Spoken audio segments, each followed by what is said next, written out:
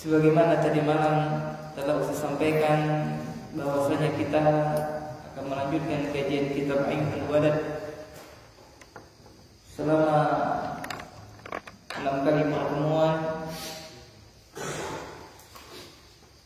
Dan mudah-mudahan kita bisa selesai mengkaji kitab ini, kitab yang mengajarkan tentang seputar masalah adab dan yang lainnya. Insyaallah kita sampai masuk ke syuruk jam berapa? Jam 6? Hah? 5 lewat? 42 ya. Nah, lebih kurang maksimal sampai jam 6. Dan insyaallah kajian ini akan kita laksanakan setiap ba'da maghrib dan ba'da subuh insyaallah. Para ikhwah sekalian dan juga kepada pemirsa yang mungkin sedang menyaksikan kajian kami via online, lihat kan? Kita akan melanjutkan membaca apa yang disampaikan oleh Syekh Al-Imam Ghazali rahimahullah ta'ala. Sebelum kita memulai, maka sedikit kita murojaah tadi malam yang kita sampaikan bahwasanya bagi salik, apa itu salik? Nah, orang yang berjalan menuju kebenaran, apa yang harus mereka lakukan? Nah, pertama mereka harus mencari syekh, mencari seorang guru. Ya, mereka harus mencari apa? Seorang guru. Lalu Syekh menjelaskan kepada kita ada dua guru, ya ada dua sifat guru yang harus ada pada diri mereka. Yang pertama apa? Itu posisinya bagaimana? Rotasinya dimatikan tuh, dinyalakan rotasinya. Jadi dimatikan maka dinyalakan rotasinya biar dia miring. Nah, rotasinya dikunci ya, terus dimatikan. Biar miring posisinya. Nah, rotasi.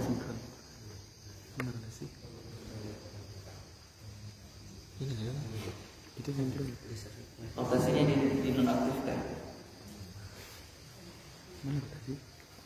Yang pertama apa ya? Mursyidun dan murabbin. Dia adalah yang bisa memberikan petunjuk dan juga bisa mendidik. Kemudian yang kedua, makna daripada tarbiyah. Makna daripada tarbiyah itu adalah sebagaimana seorang petani yang dia mencabuti semak berduri. Bagaimana seorang petani yang dia menanam. Jadi sebelum dia menanam, maka dia membersihkan lahan yang hendak dia tanam tersebut. Demikianlah seorang guru. Sebelum dia mendidik, maka dia harus berusaha mengeluarkan berbagai sifat karakter keburukan yang ada pada diri murid tersebut dengan membacakan ayat-ayat Al-Quran, dengan membacakan hadis, mengajarkan Al-Quran dan mengajarkan hadis, dan juga menyampaikan kalam para ulama, perkataan para ulama. Kemudian yang ketiga, syarat seorang syekhun, seorang yang alim, seorang guru, syaratnya adalah dia harus alim. Apa itu alim? Meraih ilmu. Dia harus memiliki ilmu. Kenapa?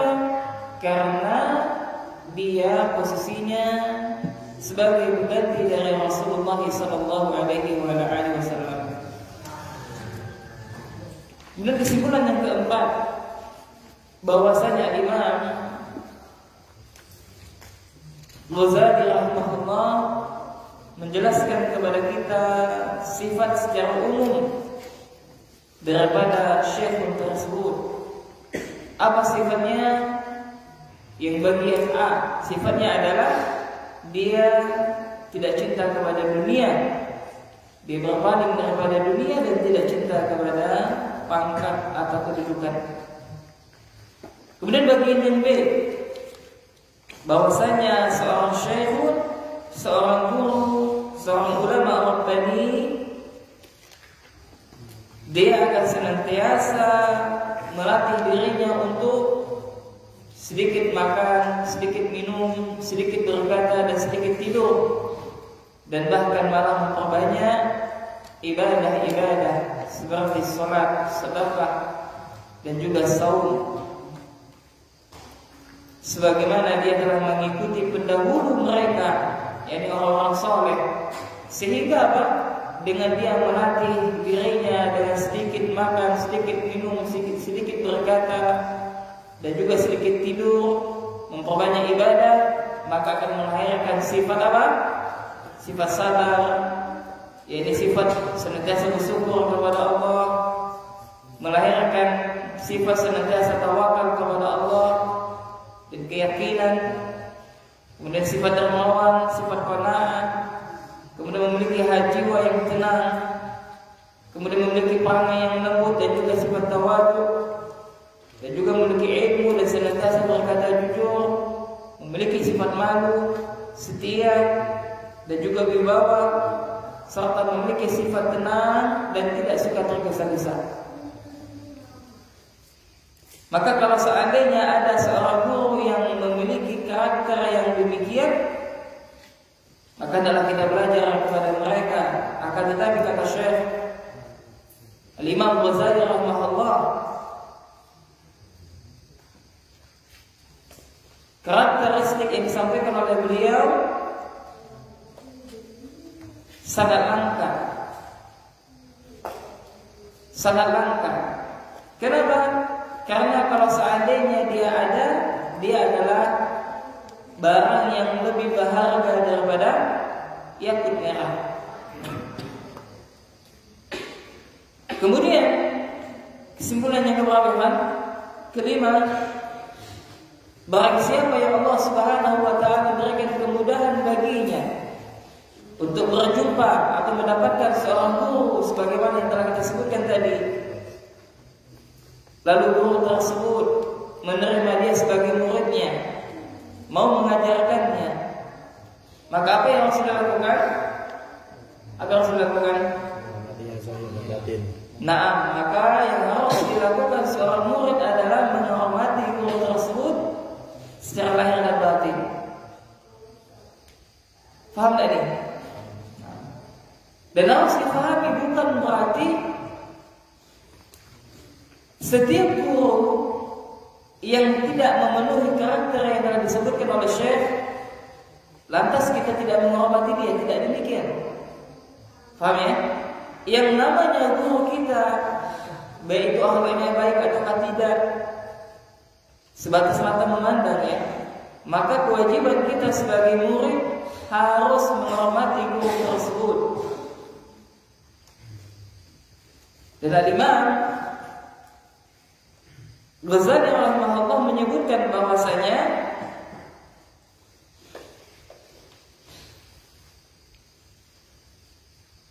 fayanbaghi an yahtarimahu zahiran aw batinan, maka mengharuskan bagi seorang murid untuk menghormati gurunya secara zahir dan secara batiniah.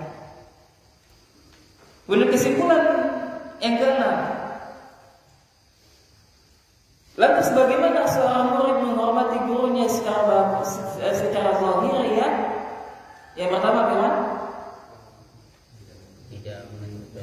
Tidak membantahnya.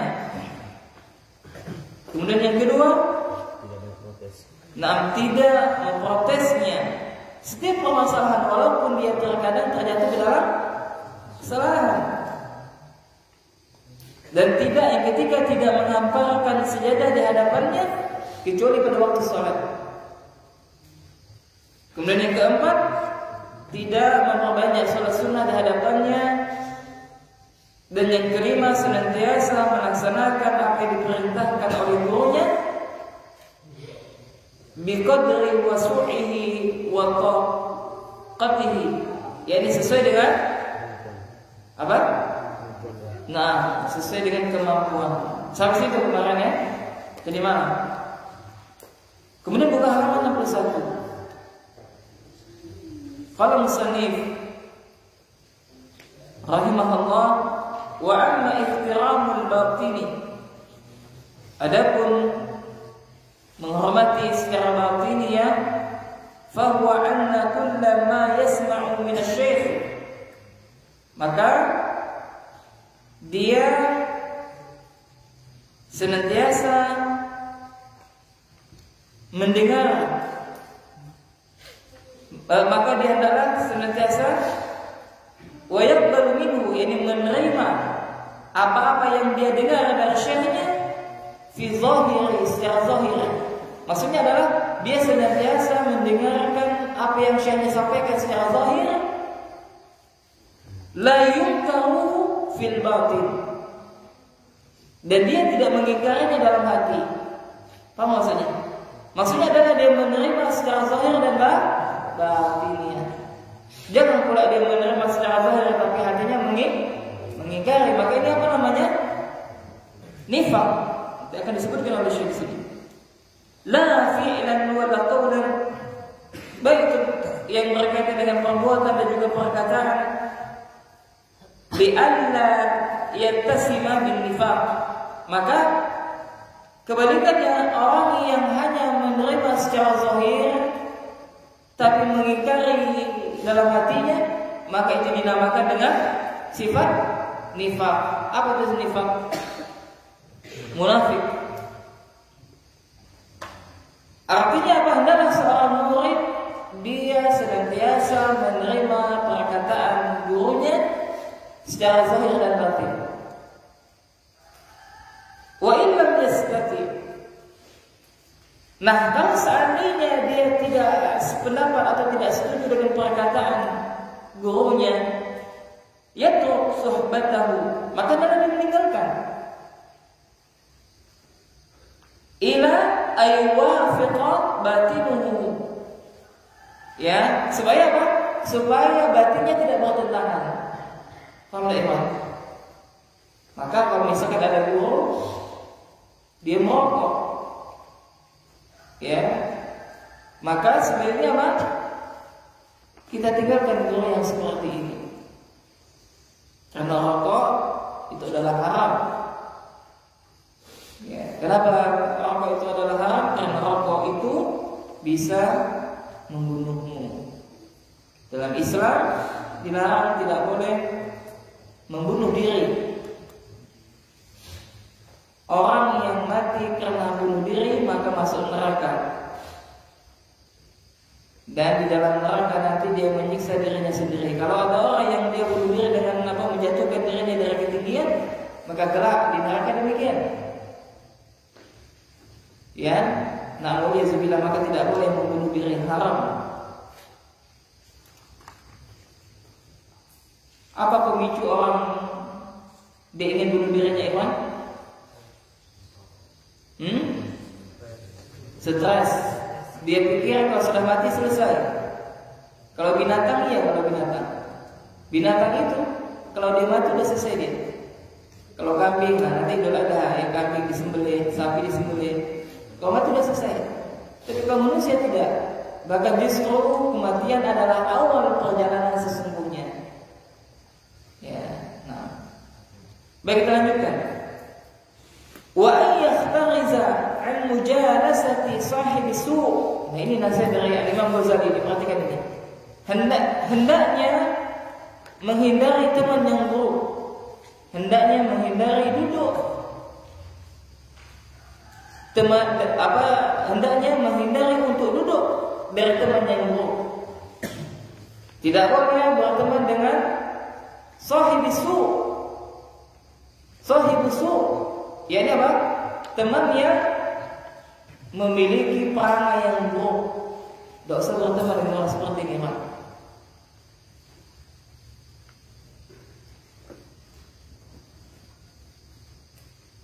Supaya apa? Supaya kita selamat. Ada nggak teman yang seperti ini? Ada. Dan saya harapkan kepada antum, kalau melihat temannya melakukan kemungkaran, maka amar ma'ruf nahi munkar. Gak usah mendiamkan. Ya, maka antum tinggalkan teman yang buruk. Kenapa?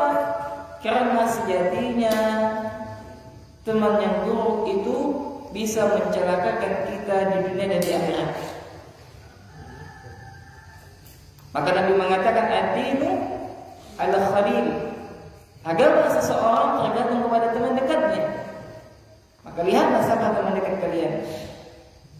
Kalau dia berteman dengan anak yang rajin, maka insya Allah dia akan menjadi rajin. Kalau dia berteman dengan teman-teman yang semangat dalam belajar, maka insya Allah dia akan semangat dalam belajar. Kalau dia berteman dengan ahlu siyam, dengan teman-teman yang rajin berpuasa sunnah, maka lihat dia pasti insya Allah akan rajin juga melaksanakan ibadah puasa sunnah. Kalau dia berteman dengan teman yang kebalikannya, sering masbuk, maka dia akan ikut masbuk juga. Ya kan? Kalau dia berteman dengan teman yang malas, suka tidur-tiduran, maka dia akan ikut juga. Akan malas, akan tidur-tiduran. Kalau dia berteman dengan teman yang suka menampilkan gaya, dia mau pakai baju itu kecuali yang bermerek, ya maka dia akan ikut-ikutan. Kalau dia berteman dengan pemahaman yang sesat, maka dia ikut juga. Oleh zubillah, maka penting sekali kita mencari teman yang baik. Liyukfiya, itu liyukfiya ya, wilayah syayatin. Apa tujuannya?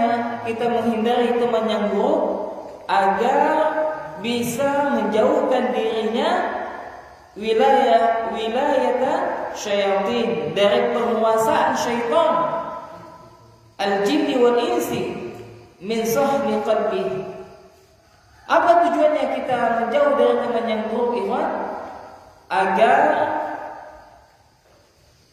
hati kita selamat daripada apa?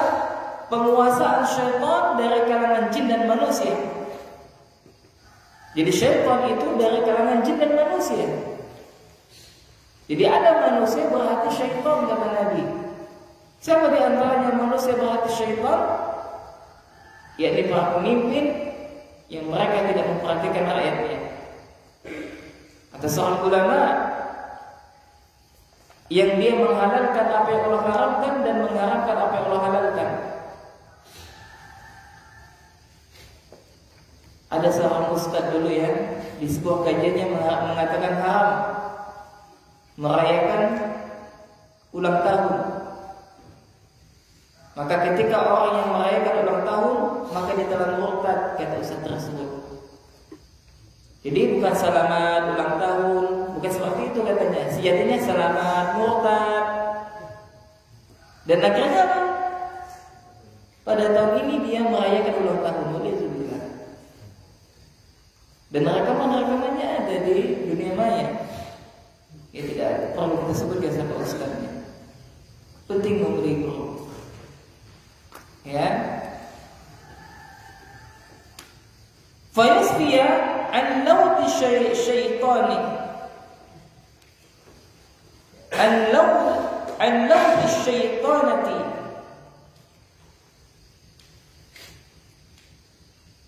Kemudian apa? Setelah itu supaya apa?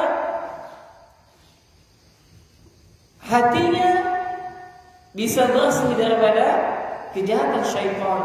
Dia bisa mentazkiyah, membersihkan hatinya daripada apa? Dari kejahatan syaitan. Maka ini penting, masalah hati itu penting ya. Ini akan lihat air apa ini? Air apa? Jadi hati itu ibaratkan sebuah tempat, entah itu teko kah atau gelas kah. Kalau dia diisi air putih, maka akan keluar apa? air putih. Kalau diisi air teh maka keluar air apa? Air teh. Demikian juga hati. Kalau seandainya hati itu baik, maka yang keluar adalah yang baik.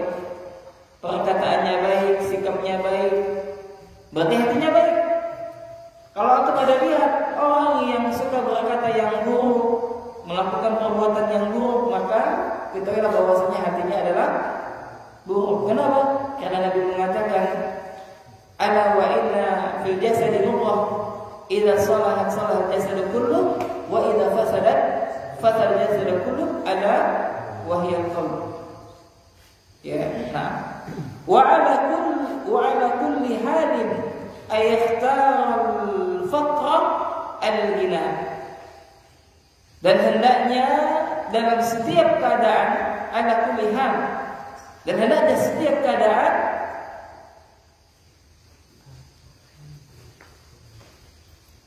mengharuskan untuk memilih kefakiran daripada kekayaan. Ya, maksudnya adalah Syekh mengajarkan kepada muridnya untuk berlaku zuhud. Apa itu zuhud? Yakni tidak cinta kepada dunia dan dia memiliki sifat qanaah. Maka Syekh mengatakan hendaklah setiap keadaan itu mengharuskan dia memilih kefakiran daripada kekayaan. Al-Imam Ibnu Qayyim kalau tidak salah menulis buku mana yang paling utama, orang yang kaya lalu dia bersyukur atau orang miskin yang bisa orang yang miskin lalu bersabar. Maka intinya adalah kedua-duanya terdapat keutamaan. Ya. Tapi kita lanjutkan di halaman 63. Summa i'lam. Ya. Kemudian ketahuilah anna tasawwufa lahu khaslatani. Sesungguhnya tasawuf itu memiliki dua perangai. Saya menjelaskan tentang masalah tasawuf ini, mungkin tasawuf yang lurus, ya. Dan ingat, di dalam Islam tidak dikenal dengan ilmu tasawuf, ya. Akan tetapi beliau menjelaskan ilmu tasawuf karena memang beliau salah satu ulama sufi yang berpaham akidah Ahlussunnah wal Jamaah. Maka beliau mengatakan sesungguhnya tasawuf itu hakikatnya memiliki dua perangai atau dua sifat. Dan ini bagus kita ambil yang sesuai dengan dalil. Yang pertama adalah al-istiqamah. Pertama adalah istiqamah. Yang kedua adalah wasakunu 'anil khalqi. Dan yang kedua adalah merasa tenang dari makhluk. Jadi merasa tenang dari makhluk nanti akan dijelaskan oleh beliau. Faman istaqama wa ahsana khulqahu bin nasi,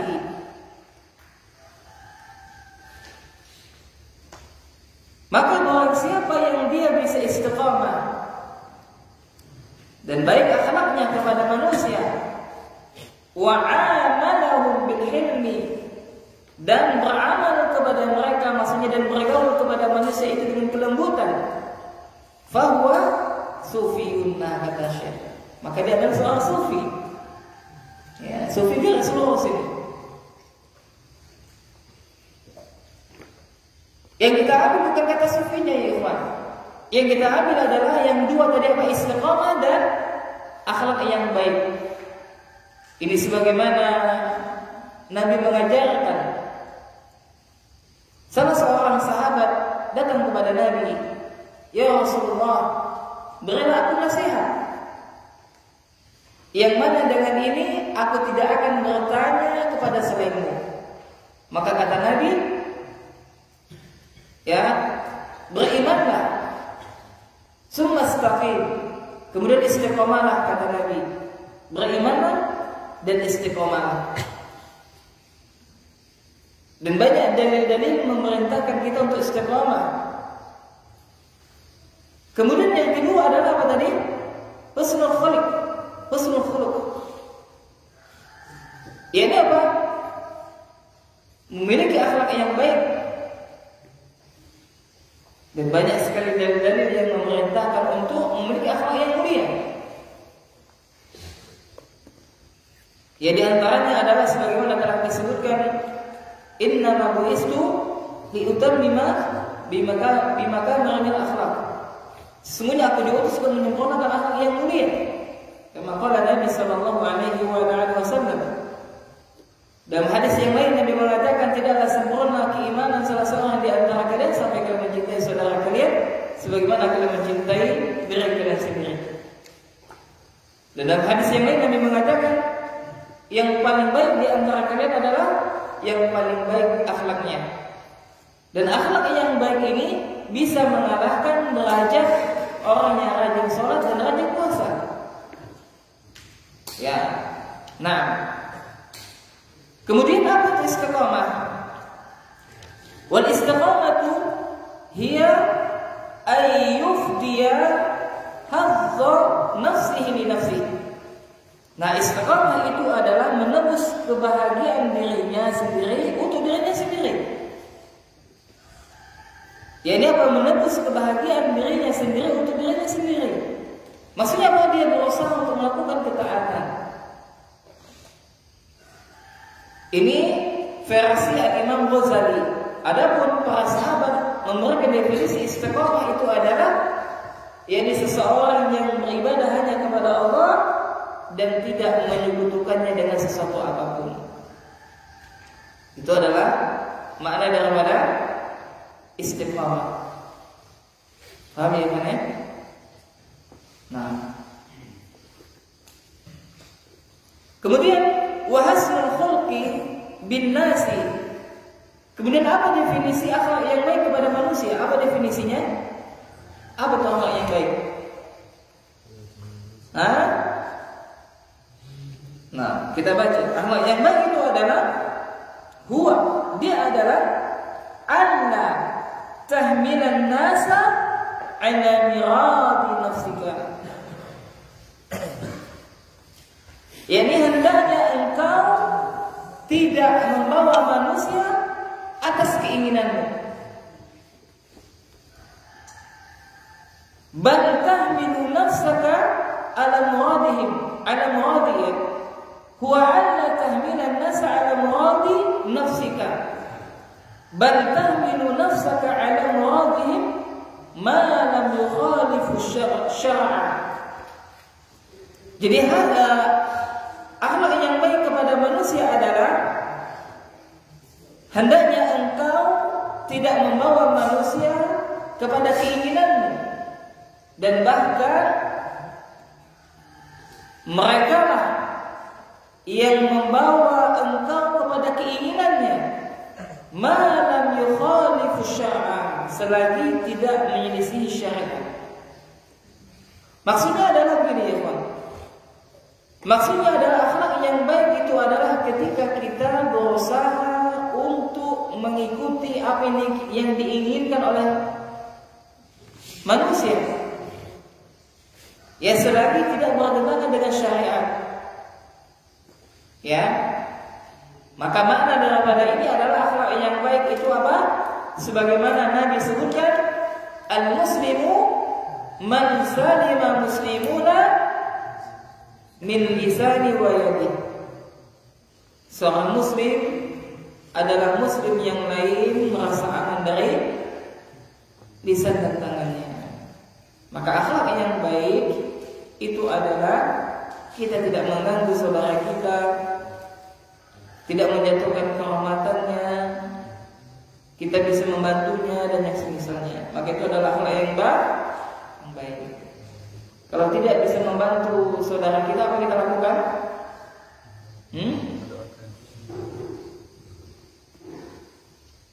Apa yang kalau nggak bisa membantu? Hah? Selain mendoakan apa? Cukup menahan tangan dan lisan daripada menunggunya itu. Ya. Paham tak ni? Tolong perhatikan ya, kalau saya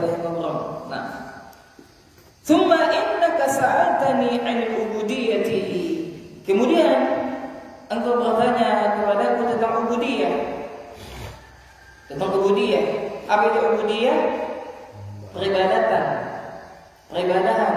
Nah, wa hiya thalathatu asya'. Maka penghambaan itu ada 3. Ahaduha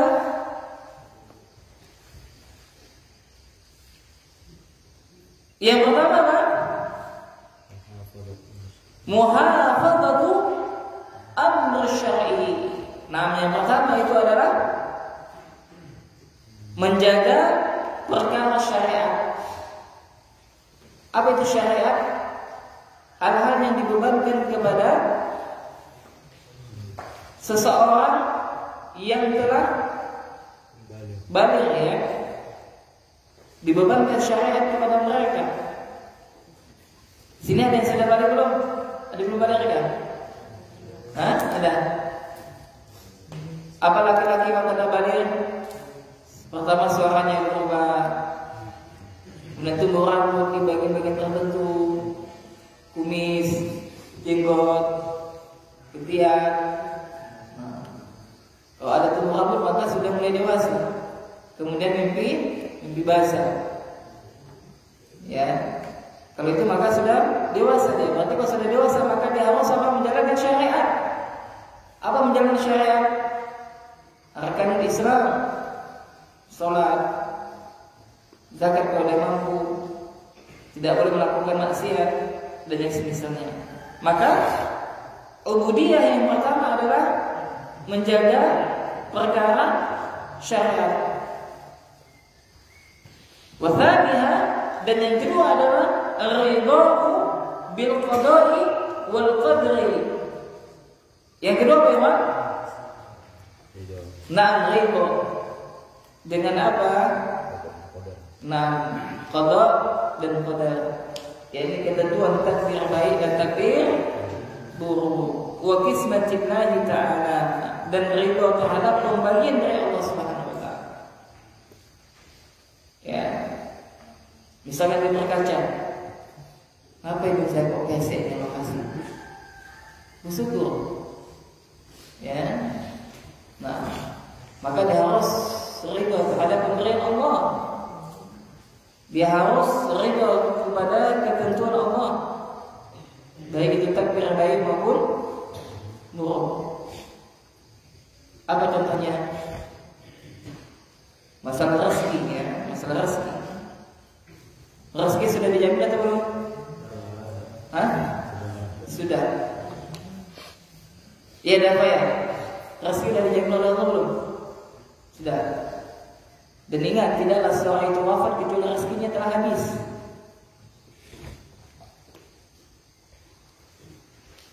Baik, rezeki telah Allah jamin. Kita lihat kebanyakan orang, mereka semangat untuk dalam mencari rezeki. Ketika dia sudah semangat dalam mencari rezeki, tapi pada Allah dia tidak kaya-kaya juga, maka itu sudah ditakdirkan oleh Allah Subhanahu wa taala. Ya, maka dia harus ridho. Kemudian yang ketiga, wa thabithuha tarku ridha'i nafsika fi talabi ridha'illahi ta'ala. Kemudian yang ketiga adalah engkau meninggalkan keridhaan dirimu dalam rangka untuk mencari ridha Allah. Dalam rangka untuk mencari apa? Ridha Allah Subhanahu wa ta'ala. Ya, maka ubudiyah itu ada 3. Yang pertama apa? Menjaga perkara syariat. Kedua, ridho terhadap takdir dan juga pembagian Allah Subhanahu wa taala. Kemudian yang keberapa? Ketiga, yakni meninggalkan keridhaan diri kita untuk apa? Untuk menggapai ridha Allah atau untuk mencari ridha Allah Subhanahu wa taala. Nah, belum dilanjutkan sedikit lagi. Ada yang ngantuk kan? Wa sa'altani 'anit tawakkuli, dan engkau bertanya kepadaku tentang tawakal. Kenapa Syekh mengatakan sa'altani? Kenapa Pak? Beliau menulis ini untuk muridnya. Nah, beliau menulis ini untuk apa? Untuk apa? Menjawab surat daripada muridnya. Kan itu dari awalnya kan? Sebenarnya masih ada suratnya sampai sekarang. Insyaallah ya.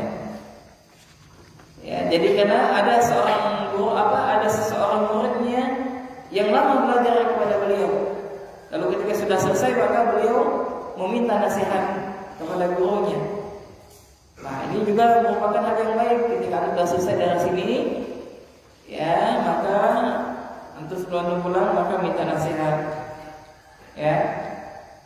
Maka Imam Ghazali rahimahullah maka dia sering menyebutkan sa'altani. Ya. Maka ada salah satu di antaranya apa? Wa sa'altani 'an tawakkuli, dan engkau bertanya kepadaku tentang tawakal. Apa itu tawakal? Nah, tawakal itu adalah wa huwa an tastahkima i'tiqadaka billahi ta'ala fima wa'ada. Tawakal adalah yakni apa? Mengokohkan keyakinan kepada Allah dalam setiap keadaan. Jadi apa? Mengokohkan keyakinan kita kepada Allah setiap keadaan kita. Faham maksudnya ya? Jadi apa? Kita menggantungkan urusan kita kepada Allah. Ya, yakni anta taqida anna ma qaddara laka. Jadi apa? Sesungguhnya engkau meyakini apa yang telah Allah takdirkan kepadamu, sayasilu ilaika, maka dia akan sampai kepadamu. Paham ya, Pak? Makna daripada tawakal itu apa? Yang pertama, kita mengokohkan keyakinan kita kepada Allah dalam setiap keadaan. Apa contohnya? Tentang masalah apa? Nah, ini kenaikan kelas nih. Ini kenaikan kelas ya. Kalau misalkan ada di antara nggak naik gimana? Mau pulang kan? Hah? Kok mau pulang nggak naik? Tiga naik semua, waktu pulang semua. Nah, salah naik. Ya, maka contohnya apa? Kita mengokohkan keyakinan kita kepada Allah dari setiap keadaan. Ini nanti kenaikan kelas. Insyaallah hari ini Dewan Guru baik itu di yang madrasah Tanawiyah maupun Udiyah, ya maka mereka akan rapat kenaikan kelas pagi ini. Nah, akan menggantungkan urusan aku kepada Allah, berdoa kepada Allah, ya Allah, kemudian aku naik kelas ya Allah. Ya, kemudian setelah itu apa? Hanya tawakal saja? Tentu saja tidak, kita berusaha dengan ikhtiar. Nah, aku maka perilaku amal yang baik, dosa melakukan pelanggaran, itu salah satu nilai kelas. Walaupun nilainya rendah, kemudian bisa dibantu. Kalau anak pribadi, masalah nilai nggak boleh. Nggak usah boleh. Memang ada guru yang sangat kikir terhadap nilai. Ya, intinya kalau anaknya baik, tidak pernah melanggar, maka tidak ada salahnya untuk dibantu nilainya. Ya, maka nilai yang baik itu adalah akhlak yang baik. Nah, kemudian kata Syekh, penjelasan daripada tawakal adalah kita harus meyakini apa-apa yang telah Allah takdirkan kepada kita, maka itu akan sampai kepada kita. Kalau Allah takdirkan naik kelas, maka insya Allah pasti naik kelas. Tapi kalau Allah tidak takdirkan untuk naik kelas, maka tidak akan naik kelas. Maka semua keadaan itu harus kita hadirkan. Ia bahwasanya itu murni atas kehendak Allah Subhanahu wa taala. Sudah paham ya? La mahalata Meskipun ikhwan, wa in ijtahada man fil alami ala sarfihi anka, meskipun seluruh alam, bayangkan seluruh alam itu mereka berkumpul semuanya untuk memalingkan engkau dari sesuatu tersebut, maka niscaya itu akan tetap sampai. Apa maksudnya? Ya, maka buah daripada tawakal adalah keyakinan tadi. Ini apa? Dia meyakini bahwasanya apa-apa saja yang telah Allah tetapkan pada dirinya, maka akan sampai kepadanya. Meskipun seluruh alam mereka bersatu padu untuk menahannya, maka tidak akan bisa. Itu pasti akan sampai kepada dirinya. Paham tak?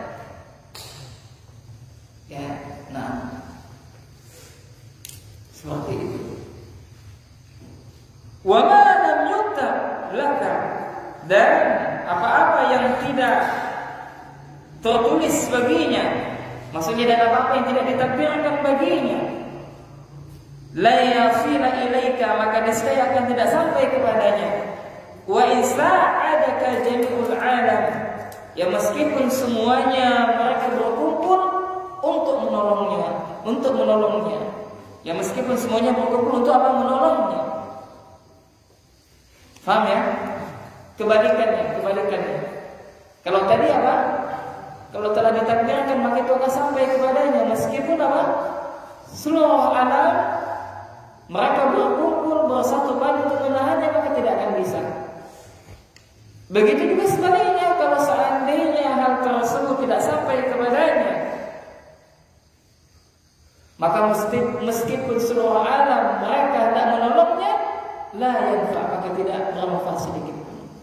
Ini pentingnya tentang daripada tawakal. Nah, gimana? Lanjut atau cukup saja?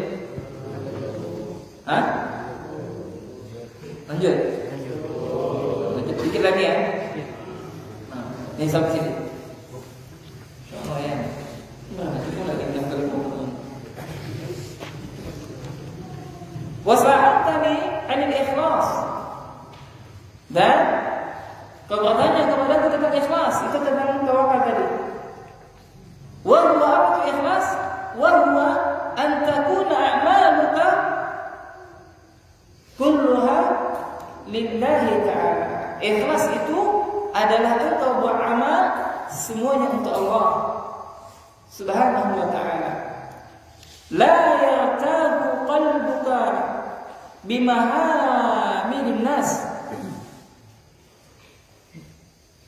hatimu tidak senang dengan pujian manusia. Ya, maka ikhlas itu adalah kita mengikhlaskan semua amalan kita untuk Allah Subhanahu wa taala, dan kita tidak perlu untuk pujian manusia. Itu adalah ikhlas. Nah, ini yang suaranya bagus nih, yang sering muazin. Nah, ini memuji keikhlasan. Nah, apalagi niatnya biar didengar oleh orang lain. Nah, ini bahaya, memuji keikhlasan.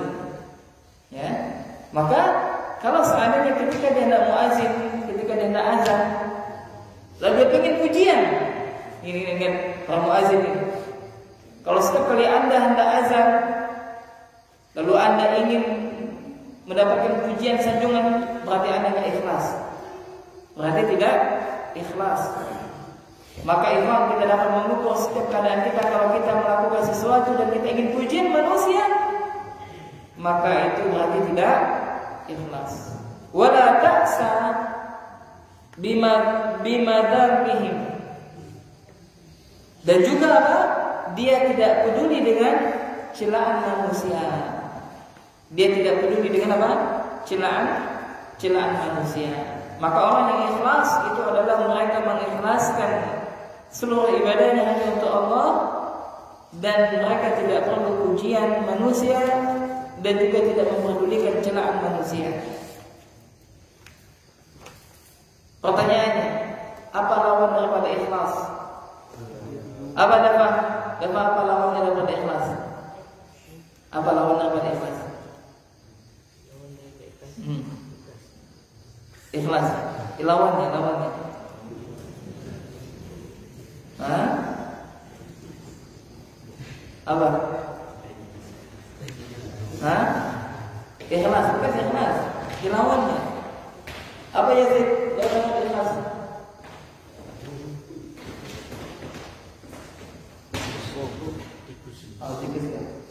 Apa ya sih lawan ikhlas? Riya. Ini lawan dari ikhlas. Riya. Wa'lam anna riya yatawalladu min ta'zimil khalqi. Nah, riya itu penyebabnya adalah ingin mendapatkan sanjungan dari makhluk, ingin mendapatkan pengagungan kepada makhluk.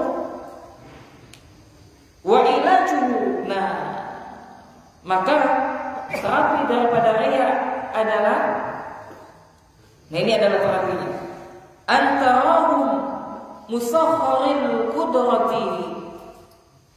Ini apa? Terapinya adalah dengan cara engkau melihat mereka, yakni antarahum, dengan cara engkau melihat mereka musakharil qudrati. Yakni apa? Mereka, yakni manusia yang kita harapkan sanjungan daripada mereka, sejatinya mereka itu semuanya apa? Tunduk di bawah kekuasaan Allah Subhanahu wa taala. Mereka adalah makhluk, tidak memiliki kemampuan sedikit pun. Wa tahsabahum kal jamadati fi adami qudrati isal rahati wal masyaqqati. Dan mereka semuanya itu adalah seperti benda-benda mati yang tidak mampu mendatangkan kebahagiaan dan juga tidak mampu mendatangkan apa? Penderitaan. Ya, maksudnya adalah terapi daripada riya. Kita ingat, kan tadi disebutkan riya itu apa ya? Orang yang ingin mendapatkan apa? Sanjungan kepada makhluk, dari makhluk. Maka ketika terapi daripada riya adalah kita harus meyakini bahwasanya orang yang kita inginkan pujian darinya, dia adalah makhluk Allah juga, tidak memiliki kekuasaan. Mereka adalah benda-benda yang mati, tidak bisa memberikan kebahagiaan dan juga tidak bisa mendatangkan kesengsaraan bagi kita. Ya, maka ketika seseorang yang dia telah meyakini seperti ini, ya maka niscaya dia akan selamat daripada apa? Riya. Dia akan selamat daripada riya. Ya. Nah, kita cukupkan sampai di sini. Ya, maka kesimpulannya adalah yang pertama, ya kesimpulannya adalah yang pertama ya. Kesimpulan daripada kajian kita yang pertama adalah hendaklah seorang guru dia menghormati, hendaklah seorang murid dia menghormati gurunya, dan menghormati guru ini harus secara zahir dan batiniyah. Menghormati secara batiniyah adalah kita mendengarkan perkataannya secara zahir dan batin, tidak mengingkarinya, biar kita tidak menjadi orang yang nafik, nifaq, orang yang munafik. Kemudian yang kedua, hendaknya kita menjauhi teman yang buruk. Jauhi teman yang buruk. Kenapa kita harus menjauhi teman yang buruk? Supaya kita tidak memiliki pengaruh, atau supaya setan tidak leluasa ya untuk mengotori hati kita. Karena syaitan itu ada dari kalangan jin dan manusia. Kemudian kesimpulan yang ketiga adalah apa? Hendaknya seseorang itu lebih memilih kefakiran daripada kekayaan. Kemudian kesimpulan yang keberapa? Keempat, bahwasanya tasawuf itu memiliki dua perangai yang baik. Yang pertama adalah istiqamah, dan yang kedua adalah akhlak yang baik kepada manusia. Kesimpulannya keberapa? Kelima, istiqamah adalah ketika kita beribadah hanya kepada Allah dan tidak menyekutukannya dengan sesuatu apapun. Kesimpulan yang keenam, akhlak yang baik itu adalah kita tidak mengganggu saudara kita dan kita bisa senantiasa menolongnya. Kalau seandainya kita tidak bisa membantunya, maka cukup minimal kita apa? Menahan lisan dan tangan kita dari menyakitinya. Kesimpulan yang keberapa? 7. Kesimpulan yang ketujuh adalah bahwasanya ibadah itu harus ada 3 hal di dalamnya. Yang pertama apa? Menjaga setiap perkara syariat. Yang kedua, ridho terhadap takdir baik maupun buruk dan juga pembagian Allah Subhanahu wa taala. Ketiga, dia meninggalkan keridhaan darinya untuk mencari keridhaan Allah Subhanahu wa taala. Kesimpulan yang berapa?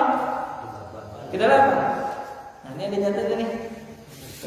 Kesimpulan yang ke-8 adalah bahwasanya tawakal itu menggantungkan segala keyakinan kita kepada Allah, dan dia meyakini bahwasanya kalau seandainya Allah telah tetapkan bagi dirinya, maka itu akan sampai kepadanya meskipun seluruh alam mereka bersatu padu untuk memalingkannya, maka tidak akan bisa. Begitu juga sebaliknya, kalau seandainya tidak Allah tetapkan baginya, maka seluruh alam walaupun mereka berkumpul tidak akan bisa membantunya. Dan kesimpulan yang keberapa?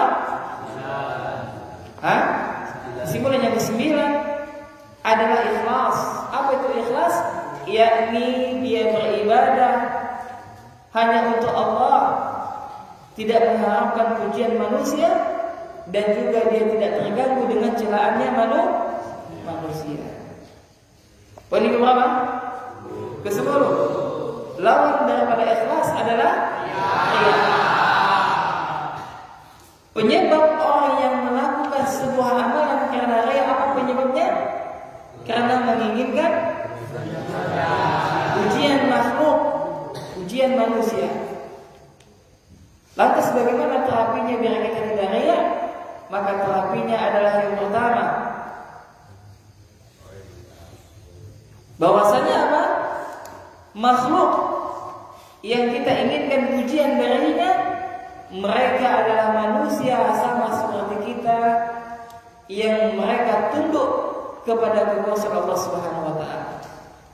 Kedua, mereka yang kita inginkan pujian daripadanya, mereka adalah benda-benda mati yang tidak bisa memberikan kebahagiaan kepada kita maupun menolak mudawaratan bagi kita. Maka barang siapa yang menilai dua hal ini, maka niscaya dia tidak akan riya, tidak akan ingin mendapatkan pujian daripada makhluk, karena sesungguhnya pujian daripada makhluk itu tidak bisa mendatangkan kebahagiaan dan juga tidak bisa mendatangkan kemudaratan. Nah, demikian iman yang dapat kita sampaikan. Mudah-mudahan bermanfaat, dan insyaallah akan kita lanjutkan pada pertemuan selanjutnya, insyaallah nanti pada maghrib. Mudah-mudahan Allah Subhanahu wa taala memberikan umur yang panjang kepada kita dalam kita melaksanakan kajian kita. Nah, demikian kurang lebihnya saya mohon maaf. Yang benar tentunya dari Allah Subhanahu wa taala, yang salah tentunya dari syaitan. Kita akhiri dengan doa Subhanahu wa taala.